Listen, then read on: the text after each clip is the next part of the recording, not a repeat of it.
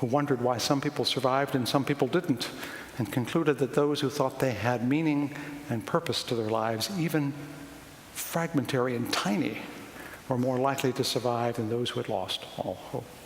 And he tells this parable about someone who found a spring at the bottom of a hill. And people discovered it was a great spring. It was very sweet and clear and fresh. And people came there, but they decided that you couldn't have too many people there at once, so they had to build a little embankment around it so it wouldn't fill in. But more people came because it was a wonderful spring. And so they built a bit of a structure around it so that people could line up and take their turns. And there were still plenty of people, so they put a roof over it. And over a period of years, the building around it grew and grew and grew, and it became a sacred place because of the spring. But after a while, people came to the building because the building was so beautiful. And because the people there were so many, it was very popular. It became a sacred place. And after a while, the building was so tall and had so many stories that people came to see the beautiful building, but they didn't even notice the well, and eventually they didn't remember it. And so the whole structure of this cathedral had emerged, and the people who came there now were worshiping the cathedral, not the fountain at the bottom. Well, you can tell what I'm telling you, can't you? We live in a cathedral. It's a beautiful place. But it exists for a reason, and its reason is the spring, the water of life that we all come looking for, and at some level hope to find here. But what is that? What is that water? That's the challenge. So when people ask you, what is it you go to that strange church for? What do you say? You kind of hesitate, don't you? Because you're thinking about the cathedral, what we don't believe, and how we're not like those, the structures rather than the spring. Because you know that the spring that you're drinking from is not special. It's the same spring that everybody wants to drink from. But it's very hard to explain why there's a spring there. What I'm asking is, what is it that liberal religion provides for you, for the world? And it brought back to mind a phrase from a certain rabbi who lived in Nazareth a long time ago, who said, I came that you may have life and have it abundantly. Abundant life. Isn't that what we want? Abundance of life, fullness of life.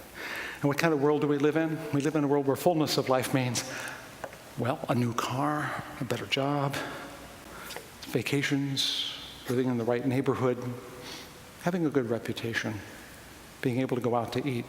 Do you detect for a moment that I'm suggesting that these things that we think are fullness of life are not really fullness of life? Have you gotten that message? Do I have to underline it so it's clear to you that what we seek in life economically and socially isn't the waters of life, it's the cathedral? Do you understand what I'm telling you? Does this make any sense whatsoever, that somehow we've all been sold a bill of goods about what our lives are supposed to be about paychecks and about reputation and about leisure and about stuff and about all that material we chase all day long.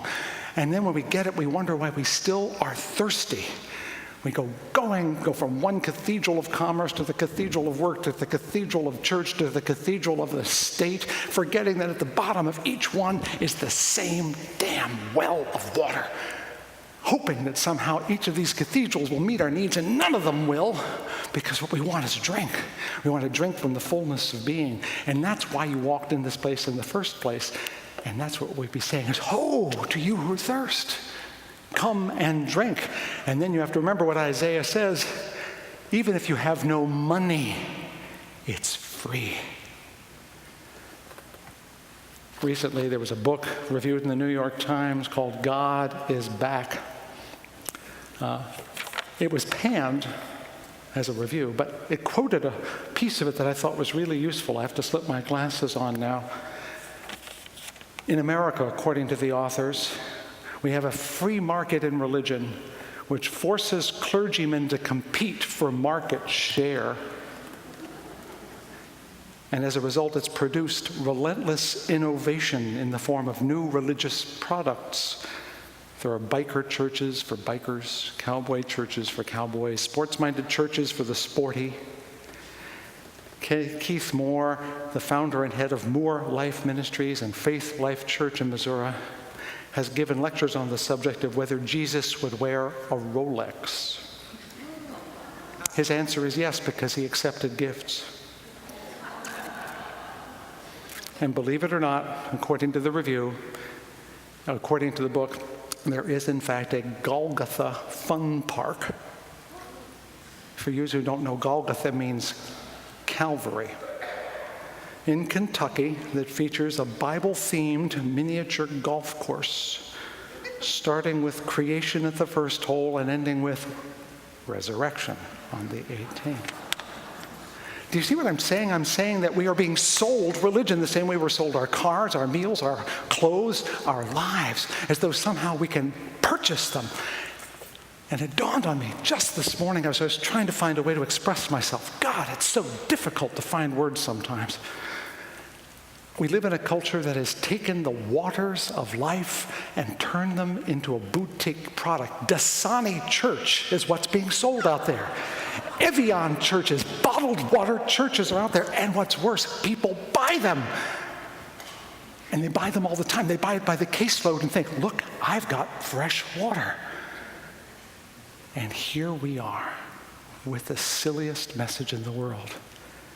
Come and drink from the waters of life. They've always been there. You're like a fish who thinks it's thirsty. You've been living in the waters of life your whole time. All you have to do is drink. That's the essential first part of our gospel. You are already saved. You are already whole. You are already human. You are already strong. You are already good. Not perfect, none of us are. But you thrive, you live, you are filled with the waters of life by yourself.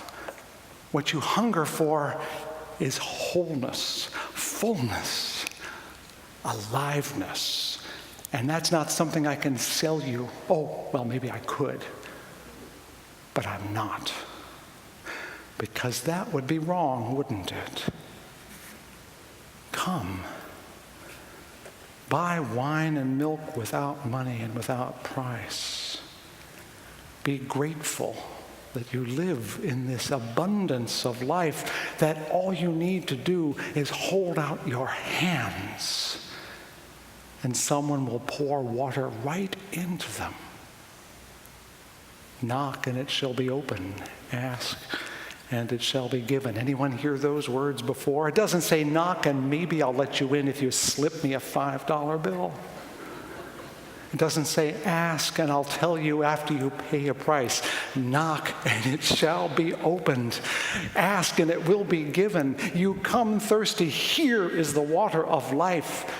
You are precious. You are alive. You are the very image of God. That's what we are here to say. Now the question is, when you leave today, will you keep the water to yourself, or will you give it to those who ask?